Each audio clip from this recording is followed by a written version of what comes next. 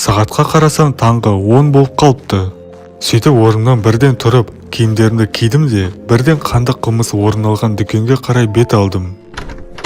Дүкенге кірсем, қызу тексеріс әлі жүріп жатыр екен, және дүкен ішіне кіре салысымен көз алдымда тұрған кешегі тергеушіні көрдім. Армысыз аға, тергеу қалай жүріп жатыр? Қаншердің құпиясын ашатын белгілі бір айғақтар табылды ма? Кешегі сенбі, айғақтар әзірше табылар емес, бірақ іздестіру үстіндеміз. Сонда бірде-бір айғақ табылмады ма? Бұл не деген сұмдық? Сіздер өзі тексеріп жатсыздар ма?